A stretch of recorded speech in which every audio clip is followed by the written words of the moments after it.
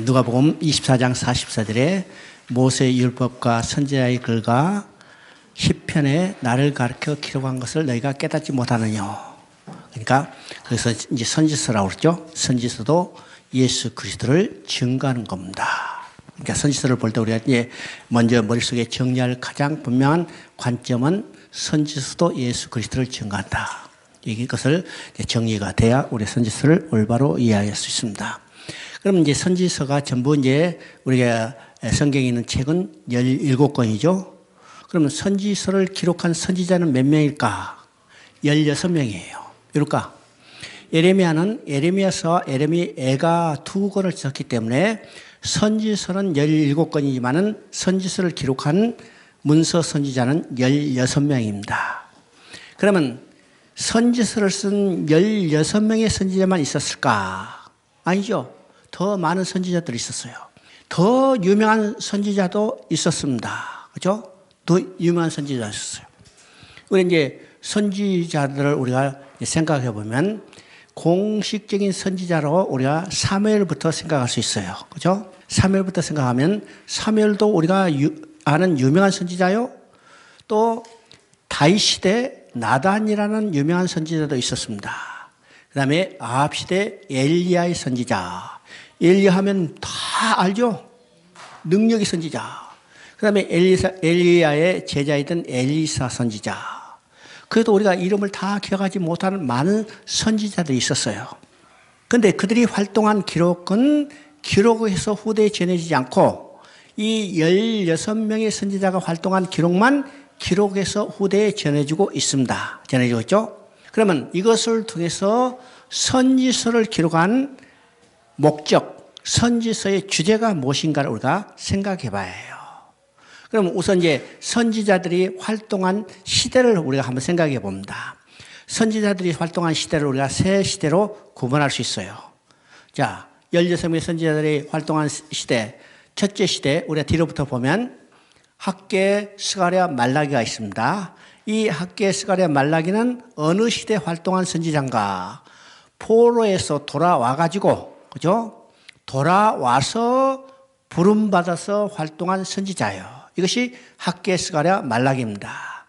그 다음에 포로로 끌려가서 포로 중에서 부름받아서 활동한 선지자가 있어요. 그 선지자는 두 사람이라고 했죠. 에스겔과 다니엘.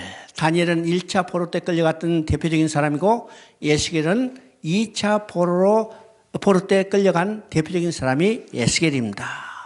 포로로 끌려가서 포로 중에 부름받아 활동한 선지자. 이것이 이제 두 번째 시기예요. 세 번째는 그 전에죠. 유다가 멸망할 때까지 앞서서 활동한 선지자들이 11명이에요. 그죠? 앞서 이제 이사야부터 시작해서 저 뒤에 스바냐까지 보면 이 11명의 선지자들이 활동했던 시기입니다. 그러면 이 11명의 선지자들이 활동한 시기가 대강 어느 때부터인가? 다윗 때부터가 아니고 솔로몬 때가 아니고 그 후에예요. 어디서입니까? 북이스라엘의 여로보암 2세가 통치할 무렵. 그때부터 이제 하나님께서는 선지자를 불러서 활동하게 했죠. 그러면 북이스라엘의 여로보암 2세대는 어떤 것인가요? 북이스라엘이 아수르에서 멸망하기 50년 전에 여로보암 2세가 통치하던 때인데 이 여로보암 2세는 북이스라엘에서 가장 융성한 기견입니다. 국력도 신장됐고 경제적으로 백성들이 잘 먹고 잘 살게 됐죠.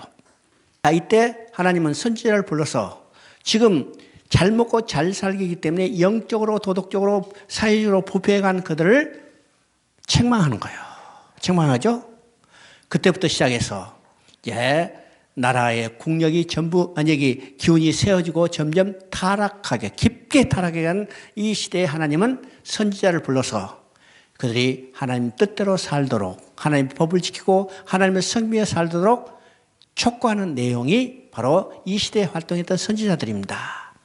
그러면 이 선지자들이 활동한 시대는 여로보암 2세로부터 시작해서 북이스라엘이 멸망하고 드디어 남유다 멸망하고 포로로 끌려가고 그 다음에 포로에 돌아와서 살았던 이 시대에 활동했던 선지자들이죠.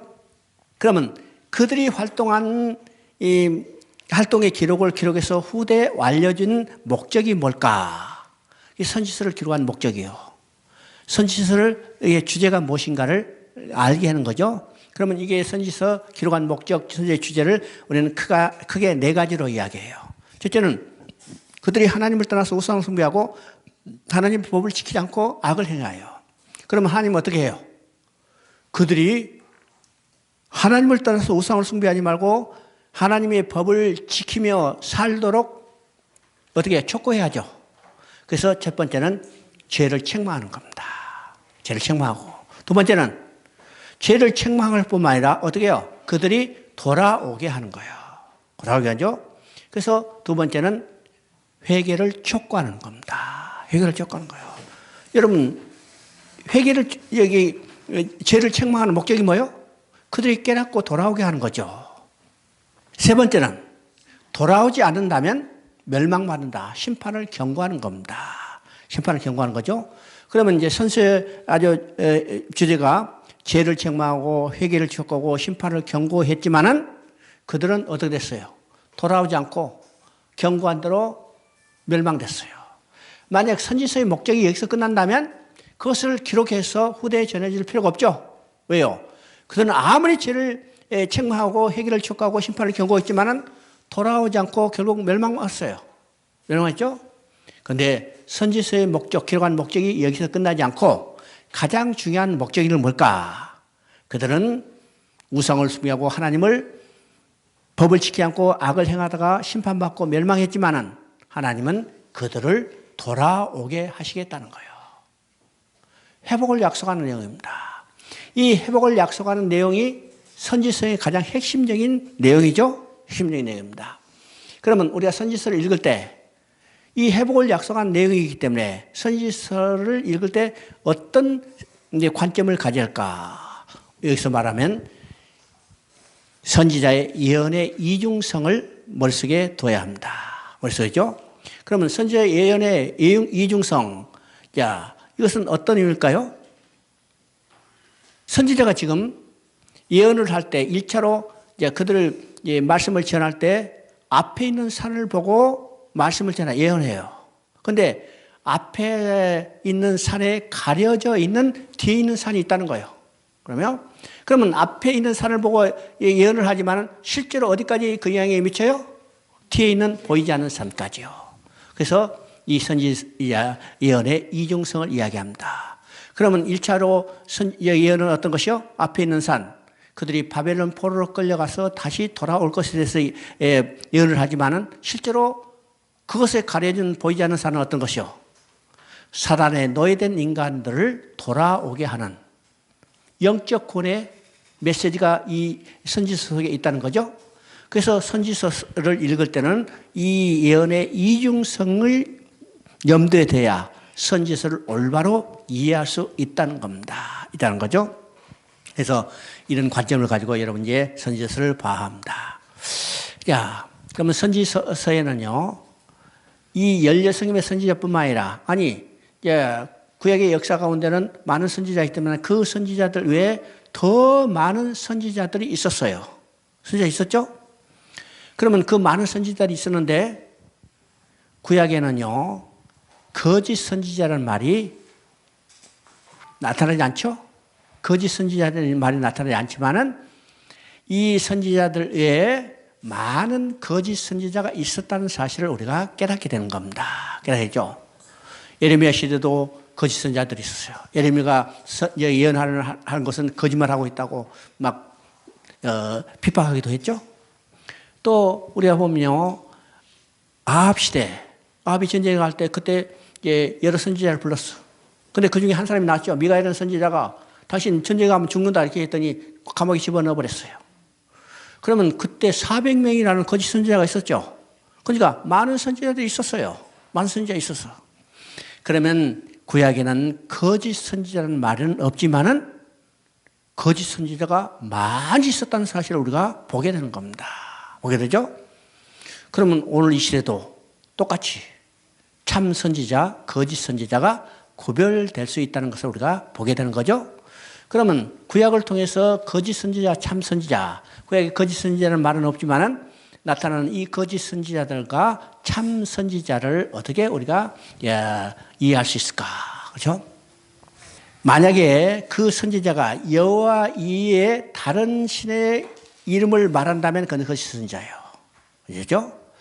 거짓 선지자가 여호와 이름으로 예언했다 하더라도 그것이 성취되지 않는다면 그건 거짓 선지자예요. 왜일까요? 하나님이 선지자를 통해서 말씀하시는 것은 이건 선지자들이 임의로 하는 말이 아니라 어떻게 해요? 하나님이 그 선지자의 입에 하나님의 말씀을 넣어서 하나님의 말씀을 예언하도록 한 겁니다. 그래서 그 예언은 누가 성취하냐면 하나님 자신이 성취하기 때문에 그 선지자들이 말했던 예언의 말씀은 반드시 성취되는 거예요. 반드시 성취되는 거죠. 그 다음에 이제 거짓 선지자, 참 선지자 구분은 거짓 선지자는 직업적으로 하는 선지 활동을 많이 했어요. 우리가 이제 뒤에 보면요. 거짓 선지자는 그래요. 자, 자기에게 많은 복채를 내면 복을 빌어줘요. 또 거짓 선지자들은 어떻게 해요? 자기 돈을 위해서 점을 치듯이 했어요. 이게 거짓 선지자죠. 이게 직업적인 거예요. 먹고 살기 위해서. 그러나 참 선지자는 비직업적으로요. 오직 하나님의 사명을 받아서 하나님 말씀만 전하는 선지자죠. 또 거짓 선지자, 참 선지자가 구별하는 이 내용 중에 이제 거짓 선지자는 집단적으로 활동을 했어요. 많은 내용들이 이렇게 나오죠. 그러나 참 선지자는 홀로 하나님 말씀만 그대로 붙들고 전하는 외로운 투정을 하는 많은 선지자들이 나타납니다. 그렇죠? 또 참 선지자는 자기를 드러내지 않고 오직 하나님만을 드러내는 선지자예요. 그런데 거짓 선지자는 하나님을 드러내는 게 아니라 결국은 누구를 드러내요? 자기 자신을 드러내는 이게 거짓 선지자, 참 선지자의 구약시대 우리 구분해 볼 수 있는 하나의 방법이죠. 자, 이사야서를 봅니다. 우리 이제 선지서 17권을 통상 대선지서, 소선지서 이렇게 구분을 해요. 근데 대선지서, 소선지서를 구분한 이 기준은 아무것도 없습니다. 그냥 지금까지 통상적으로 대선지서, 소선지서 이렇게 했는데 대선지서 하면요 양이 많다 이렇게 생각하면 돼요. 그래서 이제 이사야서가 선지서 17권 중에서 제일 먼저 등장했죠. 배치됐어요. 그러면 이사야 선지서를 제일 앞에서 배치된 이 성령의 감동이 무엇일까? 물론 이사야서는 대선지서를 알 수 있죠. 양이 제일 많으니까. 성경 중에 두 번째 양이 많아요. 시편이 150편이고 이사야는 66편 많잖아요. 그래서 당연히 대선지서고 앞에 배치되지만 이사야 선지자는 명실공히 대선지자예요. 우리 성경에 나온 대로 우시야 왕 때부터 시작해서 히스기야 왕 때까지 4대 왕에 걸쳐서 예언 활동을 했어요. 그러면 실제로 우시야가 예언 활동한 시기는 언제일까?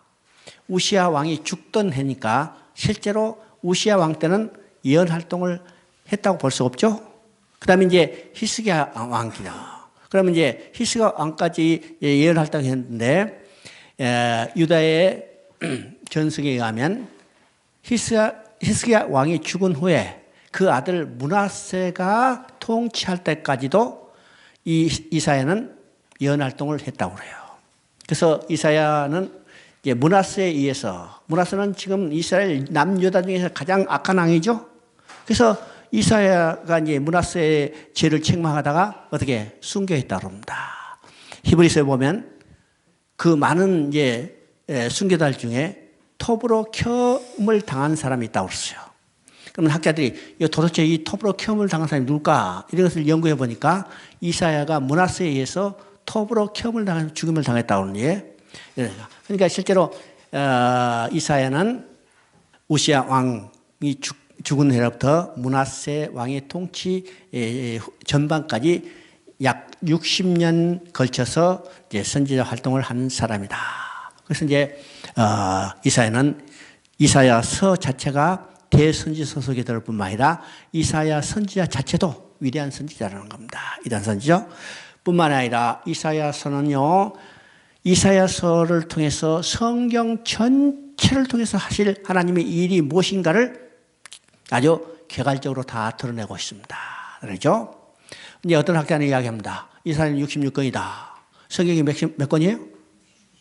66권. 그래서 1장부터 39장까지는 심판을 대한 경고니까 이건 구약에 대한 내용이다. 이렇게 이야기하고 40장부터 66장까지 이건 27장이죠. 그래서 신약의 27권, 신약에 이건 회복을 약속한 내용이기 때문에 신약에 빛을 비춰주는 것이다. 이렇게 이제 설명하는 학자도 있어요. 근데 그것은 하나의 참고일 뿐입니다. 왜일까요? 왜일까요? 신구약 성경이 정경으로 결정되기 이전에 이미 이사야서는 기록됐잖아요. 그죠? 그러니까 후에 이제 그런 것이 조금 이제 맞아들어서 금이 더 있지만은 상당히 의미는 있긴 있어요. 그러나 결정적인 것이 되지 않고 그런데 실제로 이사야서는요, 이사야 전체를 통해서 성경 전체를 통해서 하나님이 하실 모든 것을 그대로 보여주고 있습니다. 보여줬죠? 그러면 이사야 1장 2절을 한번 읽어봅니다. 1장 2절. 내가 자식을 양육하였거늘 그들이 나를 거역하였도다. 자, 여기까지만요. 내가 자식을 양육하였거늘 그들이 나를 거역하였도다. 자, 성경은 어떤 책이라고 했죠? 성경은 첫째, 연애편지라고 했어요. 두 번째는 양육일기라고 했어요. 연애편지. 누가 누구에게 보낸 연애편지? 하나님이 나에게 보낸 연애편지. 연애편지를 아무리 많다도 그것을 아주 한마디로 쫙 짜면 내가 너를 사랑한단 말이죠. 두 번째는 양육일기라고 그랬죠. 양육일기. 그래서 지금 여기에 나온 거. 내가 자식을 양육하였거늘 그들이 나를 거역하고 있더라. 지금 자식을 낳고 길렀던 양육하는 것은 누가 해주신 일이요? 부모가 한 일이요. 누가 해주신 일이요? 하나님이 해주신 일이요. 근데 부모가 낳고 나를 길렀는데 자식은 어떻게 했어요? 거역하고 배반하죠. 지금 언제부터 거역하고 배반이 일어났어요? 언제부터? 에덴 동산에서 아담이 하나님을 거역하고 반역했어요. 하나님의 언약을 어기고 선악과를 따먹었죠? 거역하고 반역한 겁니다. 그런데 하나님은 어떻게 해요? 버리지 아니하시고 그를 계속 돌아오게 하는 거예요. 이게 성경 이야기죠? 이스라엘 역사가 어떤 역사예요? 하나님은 그들을 계속 양육하고자 원하신데 그들은 거역하고 반역한 거예요. 오늘 이 시대도 똑같죠? 하나님이 해주신 일에 대한 인간의 반응이 뭘까? 하나님이 자식을 양육하였거든. 인간은 거기에 대한 거역이에요. 그러면 하나님은 그들을 버려주실 건가? 아니라는 거예요. 그들을 돌아오게 하시는 거예요. 돌아오게 하시는 것이 하나님의 권계이고 이것을 기록해서 우리에게 보여준 책이 성경이에요. 그러면 성경은 거역하고 반역했던 그들을 하나님이 어떻게 돌아오게 할 건가? 누구를 통해서 돌아오게 할 건가? 이것에 대한 내용이죠. 내용입니다. 그래서 하나님은 그들을 돌아오게 해서 어떻게 하실 건가? 남은 자를 두시겠다고 했습니다. 남은 자를 두시겠다고 했죠. 자, 1장 9절 한번 읽어봅니다. 1장 9절. 만군의 여호와께서 우리를 위하여 생존자를 조금 남겨두지 아니하시다면 우리가 소돔과 고모라 같더라. 자, 생존자를 남겨두자면 소돔과 고모라는 것은 한 사람도 없이 다 멸망받은 것을 이야기하죠. 그런데 하나님께서 뭐라고 써요? 생존자를 조금 남겨두시다는 거예요. 이 남겨두신 생존자를 통해서 하나님은 돌아오게 하시겠다는 거죠. 그래서 우리가 이사야 선지자뿐만 아니라 선지서 전체를 핵심적인 내용이 뭘까? 남은 자를 두시겠다는 거예요. 남은 자 두시오. 자, 이사야에서도 이 남은 자가 아주 중심 사상 중에 하나죠. 이사야는 세 가지 중심 사상이 있어요. 첫째는 거룩한 자, 만군의 하나님이요. 두 번째는 바로 남은 자에 대한 사상입니다. 세 번째는 메시아에 대한 사상이에요. 그죠? 거룩하신 하나님께서 타락하고 번역하고 거역하고 배반했던 그 백성을 남겨두진 자를 돌아오게 하는데 누구를 통해서 돌아올까요? 메시아를 통해서 돌아오는 거예요. 이것이 이사야서 전체적인 내용이죠. 그래서 남은 자를 돌아오게 하겠다는 겁니다. 그래서 이 10장 20절 23절까지 한번 읽어보면 10장 20절부터 23절까지 그날에 이스라엘 남은 자와 야곱 족속에 피난한 자들이 다시는 자기를 친자를 의뢰치 아니하고 이스라엘의 거룩하신 자 여호와의 진실이 의뢰하느니 남은 자 곧 야곱의 남은 자가 능하신 하나님께로 돌아올 것이라. 이스라엘이여 내 백성이 바다의 모래 같을지라도 남은 자만 돌아오리니 넘치는 공의로 해멸이 작정되었습니다. 이미 작정됐은즉 만군의 여호와께서 온 세계 중에서 끝까지 행하리라. 여기에 지금 남은 자란 말이 4번이나 반복되죠. 하나님은 그 남은 자를 돌아오시게 했다는 거예요. 그러면 그 남은 자를 어떻게 해서 돌아오시게 할 건가? 그것이 1장 18절에 나왔습니다. 이 1장 18절에 보면요. 너희 죄가 주홍같이 붉을지라도 진홍같이 붉을지라도 양털같이 눈같이 희게 해서 돌아오게 하겠다는 거예요. 그러면 하나님을 떠난 남은 자들은 누구예요? 바로 우리들이요. 우리들이 어떤 거예요? 우리 죄가 진홍같이 주홍같이 붉어요. 이 죄를 안고는 하나님 앞에 나갈 수 없죠. 그래서 하나님이 이 지홍같이 진홍같이 붉은 죄를 어떻게 해요? 양털같이 눈같이 희게 해주신 다음에 하나님 앞으로 다시 돌아오게 하는 거예요. 하나님이 공격이죠. 그러면 지홍같이 진홍같이 붉은 죄를 양털같이 눈같이 누구를 통해서 어떤 방법으로 희게 해줄 건가? 이게 이사야서의 핵심적인 거예요. 그죠? 그러면 누구를 통해서? 이게 이제 계시에서 증거하는 겁니다. 그래서 이제 대표적으로 7장 14절에 우리가 잘 아는 것이요. 처녀가 잉태하여 아들 낳으니 그 이름을 임마누엘이라 하라. 바로 임마누엘로 오실 예수 그리스도를 통해서죠. 그 다음에 9장 6절 한번 읽어봅니다. 9장 6절. 이는 한 아기가 우리에게 낳고 한 아들을 우리에게 주신 바 되는데 전능하신 하나님이라 평강의 왕이라 그러죠. 자, 여기서 이제 예수 그리스도가 오실 것에 보내줄 것을 지금 증거하는데 여기서 봅니다. 이는 한 아기가 우리에게 낳고 한 아들을 우리에게 주신 바 되는데 여기서 중요한 것이 증거되고 있어요. 예수님이 누구신가를 증거하는 건데 예수님은 육신을 입고 오신 사람이요. 뿐만 아니라 그는 하나님의 아들이에요. 하나님이에요. 이게 두 가지를 이제 증거하죠. 그러니까 예수님은 어떤 분이요? 사람이시면서 하나님이신 분. 그죠? 신성과 인성을 동시에 가지신 분이 예수님이라는 거예요. 이사야서는 이것을 정확히 증거하고 있습니다. 증거하고 있죠? 자, 이것이 왜 중요할까? 성경은요, 예수님이 신성과 인성인 거냐. 그가 사람이면서 하나님인 것을 정확히 증거하고 있어요. 왜 이것이 오늘 중요해요? 오늘 많은 이단 중에 예수님의 양성을 부인하는 이단들 많이 있어요. 대표적으로 여호와 증인도 이거 양성을 부인하죠. 또 옛날에 영지주의자들도 이 양성을 부인했어요. 그래서 예수님이 가연서를 주장하는 거예요. 예수님은 육신을 입고 온 적이 없다. 그죠? 육신을 입은 사람에게 하나님의 영이 임했다가 그 사람이 죽으니까 떠나버렸다. 이렇게 이제 가연서를 주장하는 거예요. 근데 예수님은 육신을 입고 이 땅에 오셨고 그분은 하나님의 아들이시요. 알아시죠? 자, 예수님이 육신을 입고 오신 것을 한 아기가 낳고 있어요. 한 아기가 낳고. 자, 이건 육신을 입고 오신 것을 증거하고 있는데 창세기 3장 15절에 이미 예수님이 육신을 입고 오실 것을 증거하고 있어요. 그게 뭐라고 써요? 여자의 후손이라고 써요. 여자의 후손이라는 이 말 속에 예수님은 여인의 후손으로 여자 가운데 태어날 것을 증거했어요. 그래서 우리가 복음서를 보면 예수님이 누구에 낳았다고 증거하고 있어요? 요셉의 아들이라고 증거하는 것보다 마리아에게 낳았다고 증거해요. 이건 육신으로 오신 것을 정확하게 증거하는 거죠. 증거하는 겁니다. 그럼 예수님이 왜 육신을 입고 사람이 돼서 이 땅에 오셔야 할까요? 왜일까? 인간이 지은 죄는 인간만이 대속할 수 있어요.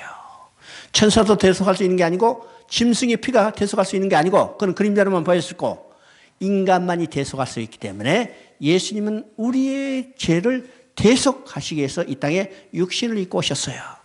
그래서 복음서에서 말하죠. 복음서 여러 군데 나오는데 인자가 온 것은 많은 사람을 위한 대속물이 되려 합니다. 인자는 육신을 입고 오신 하나님, 곧 예수 그리스도예요. 많은 사람을 위한 대속인물이 되려 합니다. 우리의 죄를 대속하시기 위해서 십자가에 피 흘려 죽으셨어요. 이게 육신을 입고 오신 거죠. 또 예수님은 하나님이세요. 한 아들을 우리에게 주신 바 됐죠. 누가 그 아들을 주셨어요? 누가 그 아들을? 하나님이 그 아들을 우리에게 주셨어요. 여기서 아들이라는 개념은 어떤 개념일까? 이거는 혈육적인 아버지 아들의 개념이 아니고 이건 관계적인 아버지 아들의 개념입니다. 인간이 인간을 낳으면 인간이 낳죠. 개가 개를 낳으면 개를 낳죠. 원숭이가 원숭이를 낳으면 원숭이 낳죠. 하나님이 하나님을 낳으면 누굴 낳았어요? 하나님이에요. 그러니까 하나님의 아들이라는 것은 이건 관계적인 개념입니다. 그러니까 하나님의 아들 하면 그 누구예요? 그 하나님이라는 거예요. 왜 예수님이 하나님으로 이 땅에 오셨을까? 인간의 죄는 누구만이 살 수 있어요? 인간의 죄는 하나님만이 사함을 선포할 수 있어요. 그죠? 자, 우리가 복음서를 보면 예수님이 중풍병자를 고쳤었어요. 중풍병자를 고쳤을 때 예수님이 뭐라고 말씀하세요? 내 병이 나았다 이렇게 선포하지 않았어요. 내 죄가 사함을 받았냐고 했어요. 내 죄가 사함을 받았다고 선포하니까 그것을 들은 유대인들이 뭐라고 했어요? 자, 제가 누구에게 죄 사함을 선포하는가?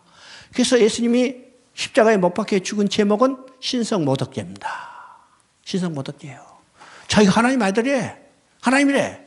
그러니까 신성모독죄로 본래는 돌에 맞아 죽어야 하는데 예수님은 반드시 십자가에 못 박혀 죽어야 했기 때문에 빌라도에 넘겨져서 로마의 재판을 받고 십자가에 못 박히게 된 겁니다.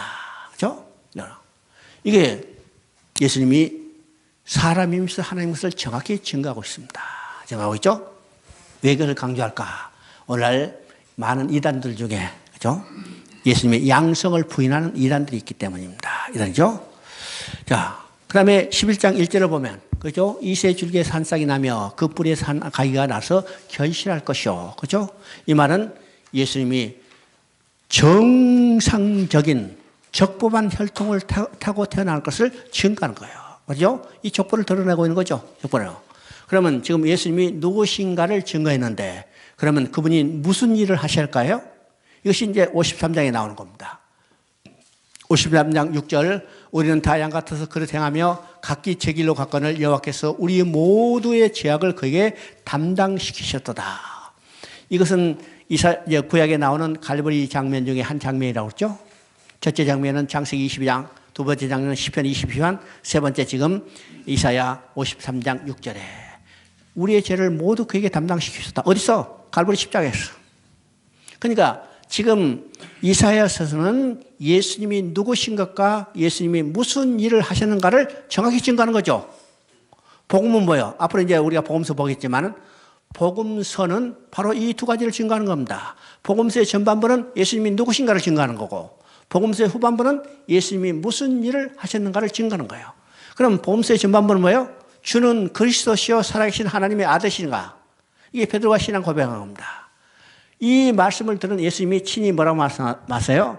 내가 예루살렘에 올라가서 서기관과 장로들과 제사장들에게 권한을 받고 제3일에 다시 부활할 것을 비로 말씀하시니. 그러니까 복음서는 예수님이 누구신가과 예수님이 무슨 일을 하시는가를 이 합쳐서 하나의 복음이에요. 그런데 이사야 선지자는 이미 그것을 정확히 증거하고 있죠. 정확히 증거하고 있습니다. 예수님이 누구신가? 그는 육신을 입고 오신 하나님의 아들, 여자의 후손으로 오신 그분이고 그분이 무슨 일을 하셨어요? 가죽옷을 지어 입히셨어요. 어디서? 십자가에서. 그렇죠? 자, 53장 10절을 한번 읽어봅니다. 53장 10절 여호와께서 그에게 상함을 받게 하시기를 원하사 질고를 당하게 하셨은즉 그 영혼을 속건 제물로 드리기에 이르면 그가 시를 보게 되며. 자, 여기서 이제 속건 제물을 드린다고 했어요. 속건 제물. 그러면 속건 제물은 어떤 것이라고 했어요? 죄를 범했을 때 다른 사람의 물질적 손해를 입혔거나 그 사람의 정신적 피해를 입혔다면 그것까지 갚아주는 거예요. 그러면 예수님이 속건 제물로 드렸다는 것은 어떤 의미예요? 아담의 범죄로 인하여 모독받은 하나님의 이름과 훼손된 하나님의 영광을 회복시켜주는 거예요. 이게 드려진 죄가 속건 제물이에요. 속건 제물이죠? 그래서 예수님은 십자가에 죽으심으로써 뭐가 이루어졌어요? 하나님의 이름이 거룩하게 되고 하나님의 영광이 회복되는 겁니다. 회복되는 거죠. 그러니까 우리의 죄를 속해줄 뿐만 아니라 하나님의 이름과 영광을 회복시켜주는 속건 제물로 드렸다는 사실이죠. 이것이 이사야서는 정확히 증거하고 있습니다. 이사야 40장 1절 2절 한번 읽어봅니다. 40장 1절 2절. 내 백성을 이루어라. 그 노역의 때가 끝났고 그 죄악이 사함을 받았느니라. 그 죄악이 사함을 받았느니라. 그죠? 이제 3절에 보니까 외치는 자의 소리여 이르되 너희는 광야에서 여호와 길을 예봐라. 그럼 39장까지는 죄를 책망하고 회개를 촉구하고 심판을 경고하는 내용이에요. 그러면 이제 40장부터는 회복을 약속하는 겁니다. 회복을 약속하죠. 그래서 40장 처음에 지금 회복을 약속하기 때문에 뭐라고 지금 말씀하세요? 내 백성을 이루어라. 이루라는 말이죠. 그 다음에 구체적으로 그 노역의 때가 끝났고 그 죄악이 사함을 받았니라. 자, 노역의 때가 끝났다는 것은 바벨론 포로로 끌려가서 이제 노예로 사는 때가 끝났다는 거예요. 그들의 죄가 사함을 받았다는 거예요. 그러면 이건 구체적으로 무엇을 대한 예표예요? 사단의 노예된 인간들이 노예로부터 풀려나게 했을 거예요. 그들이 죄가 사함받고 이제는 하나님 앞에 다시 돌아가야 될 것을 보여주는 거죠. 보여주는 겁니다. 그 전에 누구를 보낸다고 했어요? 외치는 자의 소리여 이르되 너희는 광야에서 여호와 길을 예배하라. 이것은 세례 요한을 보내줬다는 예언입니다. 그래서 세례 요한이 와서 자기가 누군가를 이야기할 때 정확히 이 말씀을 이용해서 나는 광야에 외치는 자의 소리라고 이야기하죠. 자, 61장 1절 2절 한번 읽어봅니다.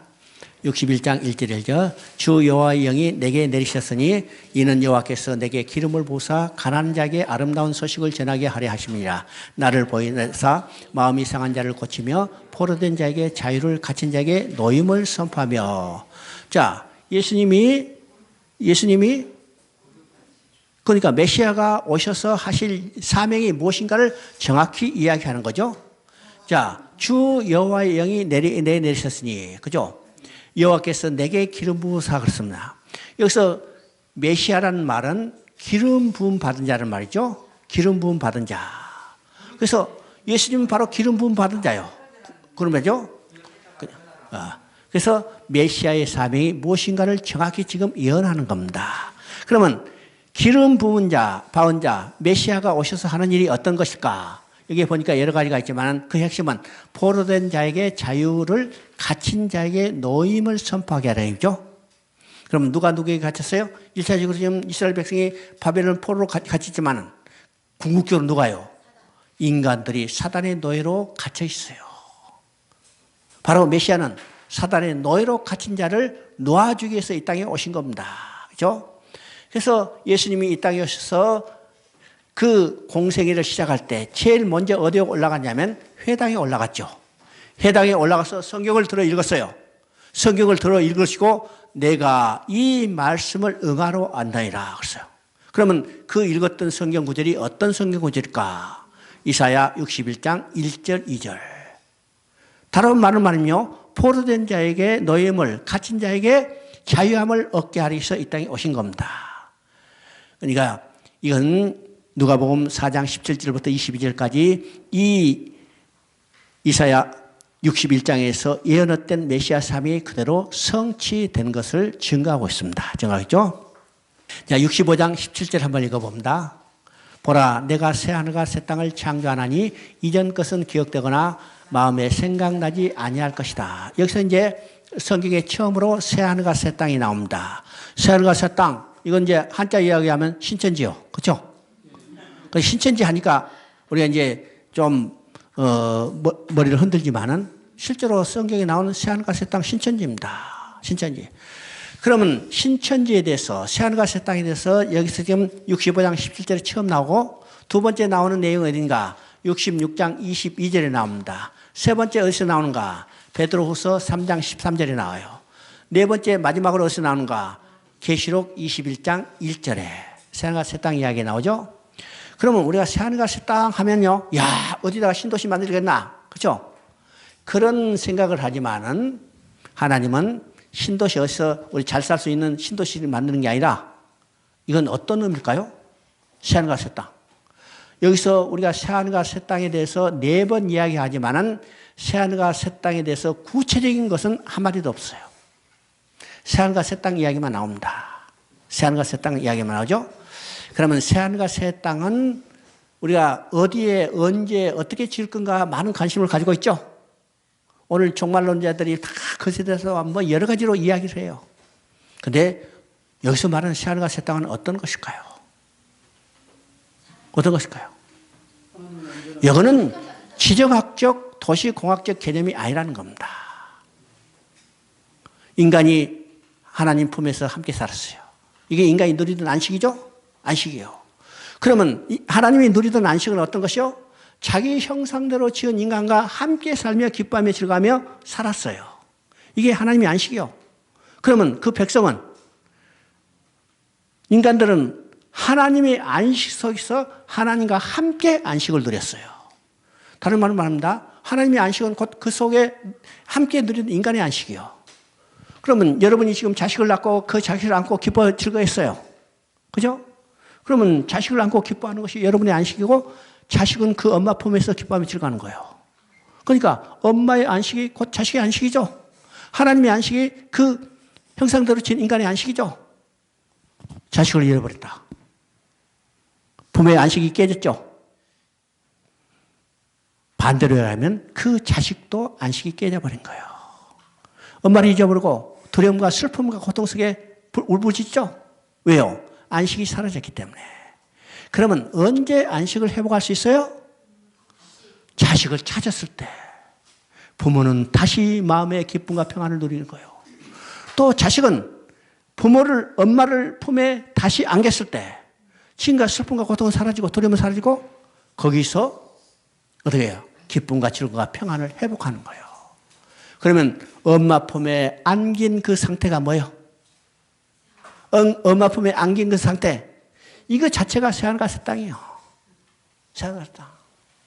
그러니까 이게 새하늘과 새 땅 개념하면 우리가 지정학적 아주 도시학적 개념으로 복잡하게 생각하지만은 근본적으로 하나님 품에 돌아가서 하나님께 돌아가서 하나님 품에 다시 안긴 그 상태, 이것을 새하늘과 새 땅으로 표현하고 있는 겁니다. 그렇죠? 그러면 하나님이 구원하는 목적은 뭐예요? 하나님을 떠난 인간을 다시 하나님께 돌아와서 새하늘과 새 땅, 하나님 품에서 영원히 함께 기뻐하며 즐거운 삶을 누리게 되는 거예요. 이것이 이사야 마지막으로 하나님의 구원의 목적을 완성했다고 선언하는 것과 마찬가지입니다. 마찬가지죠? 자, 그 다음에 에레미야서입니다. 에레미야서는 이제 에레미야 활동한 시기는 어떨까? 에레미야는 참 비운의 선지자라고 그럽니다. 자, 유다의 이제 마지막 선한 왕이었던 요시야 왕이 있죠. 요시야 왕이 참 이제 그 할아버지가 이제 증조부가 누구냐면 히스기야예요. 그다음에 이제 할아버지가 므낫세예요. 므낫세 다음에 또 아몬이라는 자기 아버지가 있었는데 히스기야는 선한 왕이지만은 므낫세 아몬은 유다 왕 가운데 가장 악한 왕이에요. 자, 이것을 본 이제 요시야가 왕에 올랐어. 그래서 야, 안 되겠다. 우리 다시 하나님께 돌아가자. 그래서 종교개혁을 일으켰습니다. 종교개혁을 일으켰는데 참 어떤 연유인지 이 요시야가 종교개혁을 성공한 게 아니라 전쟁에 나가서 죽어버렸어요. 그죠? 무기토 전쟁에 가서 죽어버렸어요. 그게 609년경인데 그래서 그 후에 이제 이은 왕들이 자기 선대 요시야 왕의 종교개혁을 이어받아서 이 종교개혁을 일으킨 게 아니라 엉망진창으로 타락했습니다. 그래서 30년 만에 4사람의 왕위가 바뀌는 아주 심한 격변을 일으키죠. 그리고 유다는 점점점 더 타락의 길, 멸망의 길로 빠져들어가는 겁니다. 그때 하나님은 에레미야를 부르셔서 그 타락에 돌아올 수 없는 길로 빠져들어가는 그들을 회개하고 돌아오도록 선포하는 것이 에레미야서입니다. 돌아왔어요? 돌아오지 않았어요? 안 돌아오죠. 그러니까 눈물을 흘리면서 돌아오게 하는 거예요. 그래서 에레미야를 우리가 눈물의 선지자라고 그럽니다. 왜요? 돌아오지 않는 그들을 눈물을 흘리면서 돌아오게 해요. 또 어떻게 했어요? 눈물을 흘리면서 돌아오게 했지만은 돌아오라고 했지만은 돌아오지 않고 그들은 멸망하고 성읍과 성전은 불에 타고 그들은 포로로 끌려가게 되는 겁니다. 자, 자기 백성이 나라가 멸망하고 포로로 끌려가는 모습을 눈으로 보게 되는 거죠. 그럼 어떻게 해요? 또 눈물을 흘리는 겁니다. 그래서 예레미야 선지자를 눈물의 선지자라고 그래요. 눈물의 선지자. 자, 예레미야 1장 1절 한번 읽어봅니다. 예레미야 1장 1절. 너는 여러 나라와 여러 왕국 위에 세워 내가 그것들을 뽑고 파괴하며 파멸하고 넘어뜨리며 건설하며 신기하느냐. 하나님은 예레미야를 불러서 그 사명을 주시는데 지금 예레미야 사명이 여기에 나타나죠.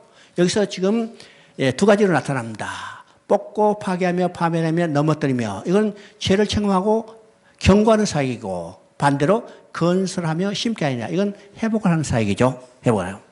그러면 예레미야가 진정으로 뽑고 파괴하며 파멸하며 넘어뜨려야 할 것이 무엇이었을까? 그죠? 예레미야가 뽑고 파괴하며 파멸하며 넘어뜨려야 할 것이 무엇이었을까? 무엇이었을까요? 응?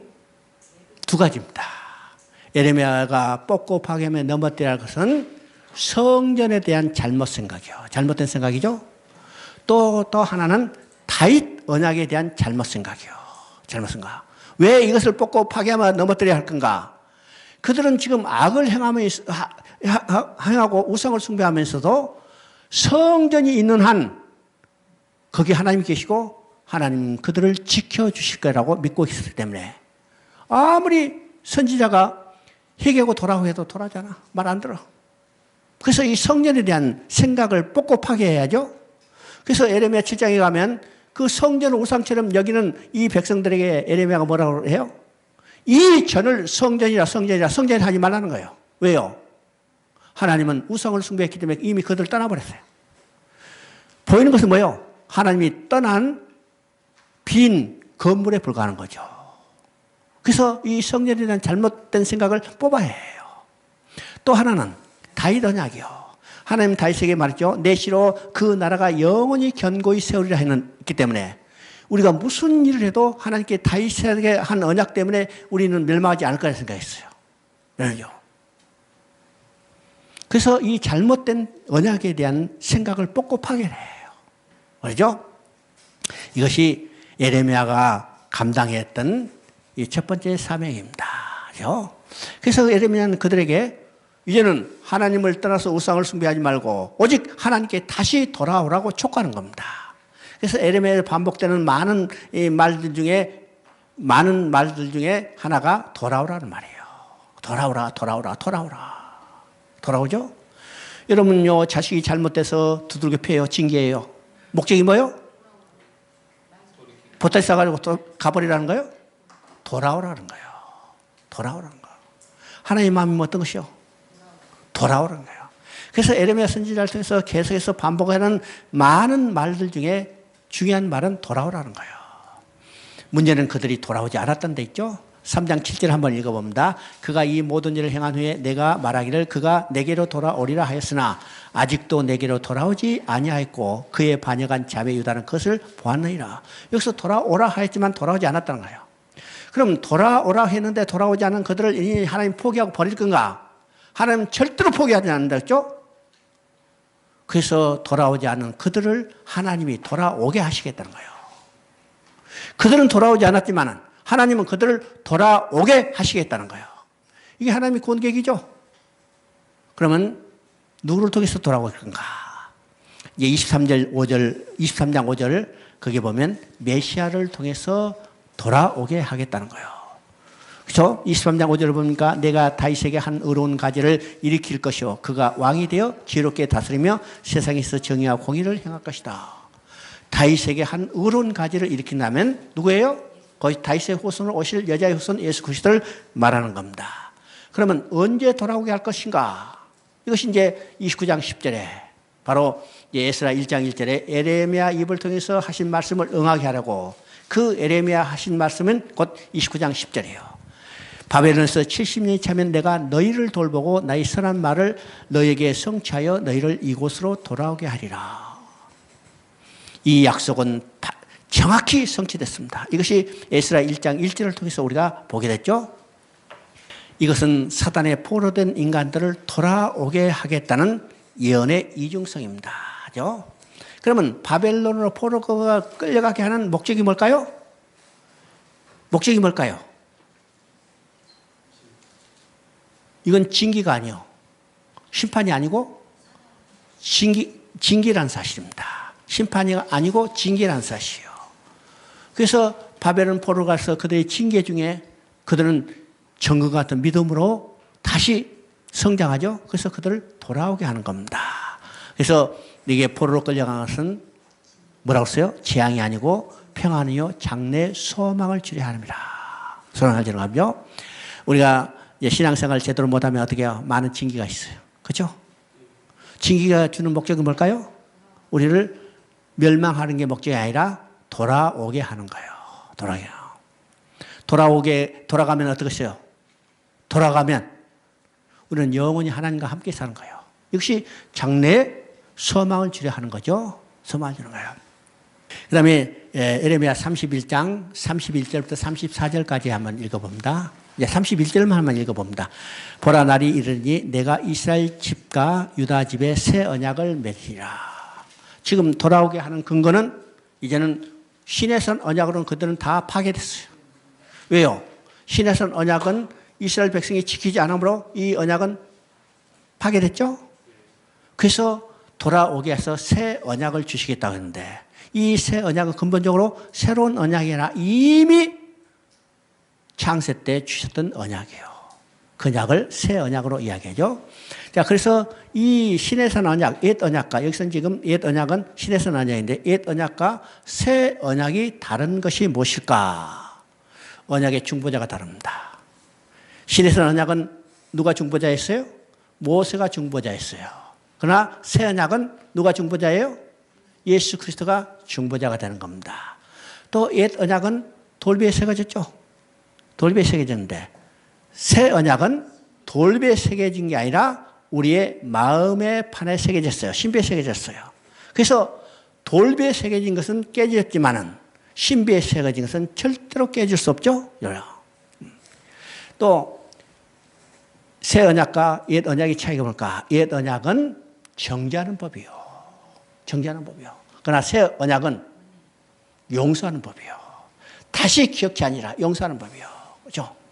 그래서 우리 이제 히브리서 같은 걸 보면 어때요? 새 언약과 옛 언약의 차이가 뭘까?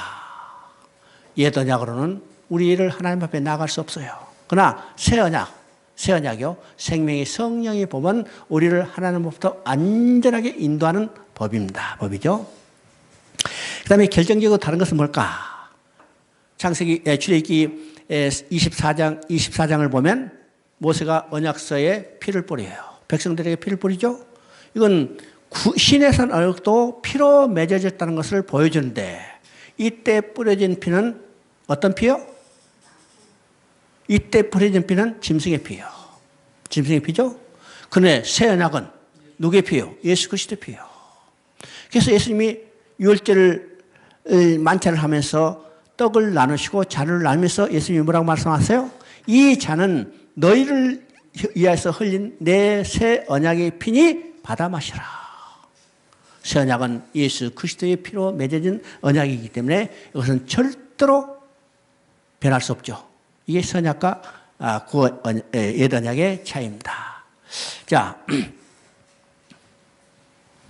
33장 2절 3절 한번 읽어봅니다. 33장 2절 3절 이를 행하시는 여호와 그것을 만들어 성취하시는 여호와 그의 이름을 여호와라 하는 이가 이와 같이 이르시도다. 너는 내게 부르짖으라 내가 내게 응답하였고 내가 알지 못하는 크고 은밀한 일을 내게 보이리라. 자, 이 내용 우리가 잘 아는 내용이죠. 기도할 때 이게 이제 기도마다 이거 써붙였어요. 자, 그래서 내가 부르짖으라 내가 알지 못하는 응답하고 내가 알지 못하는 크고 은밀한 일을 내게 보이리라. 그러니까 부르짖고 기도하면 자기 모든 목적과 계획이 다 성취될 것으로 생각하고 이걸 기도하죠. 그런데 성경은요 인간이 무엇을 하라고 요구하는 게 아니에요. 하나님이 무엇을 해주겠다고 우리에게 약속하는 거죠. 그래서 지금 뭐라고 써요? 내게 부르짖으라 내가 내게 응답하였고 내가 알지 못하는 크고 은밀한 일을 내게 보이리라. 그렇죠? 그러면 여기서 알지 못하는 크고 은밀한 일은 무엇일까? 알지 못하는 크고 은밀한 일은 무엇일까요? 성경을 보면요, 여러분 큰 일이라는 말이 여러 군데 나옵니다. 큰 일. 그러면 하나님이 해주신 큰일은 무엇일까? 하나님이 해주신 큰일은 무엇일까? 우리가 큰일을 하면요, 하나님이 일으키는 어떤 기적과 이사를 생각해요. 안진병이 일으켰다. 나병 낫게 했다. 심지어 죽은 나서 살다. 물 위에 걸어갔다. 하나님의 관점에서 이건 큰일이요, 작은 일이요? 에? 물 위로 걸어간 일이 큰일이요? 아무것도 아니에요, 그건. 아무것도 아니에요. 우리가 볼 때는 큰일이라지만 하나님의 관점에는 그건 아무 큰일 아니에요. 하나님은 어떤 하나님이요? 무에서 유를 창조하는 천지 만물을 지으신 하나님이요. 그러니까 안진병이 일으킨 거 아무것도 아니죠? 죽고 나서 살린 거 아무것도 아니죠? 그런데 우리는 그것이 큰일인 걸로 생각해요. 그러면 하나님의 관점에서 큰일은 무엇일까요? 하나님을 떠났던 인간을 돌아오게 하는 일이에요. 하나님의 구원계획이요. 이것이 하나님의 큰일이에요. 이것이 얼마나 큰일이면 자기 독생자 예수를 보내셔 십자가 죽게 하심으로 일을 이루셨어요. 이게 하나님이 하신 큰일이죠. 그러니까 내게 크고 은밀한 일을 보이려 하는 것은 바로 하나님의 구원 계획을 이루신 일이에요. 이것을 반드시 이루시겠다는 거예요. 말이죠. 그러니까 성경에서 말하는 하나님의 큰일이 무엇인가 우리 정확히 이해할 수 있어야 합니다.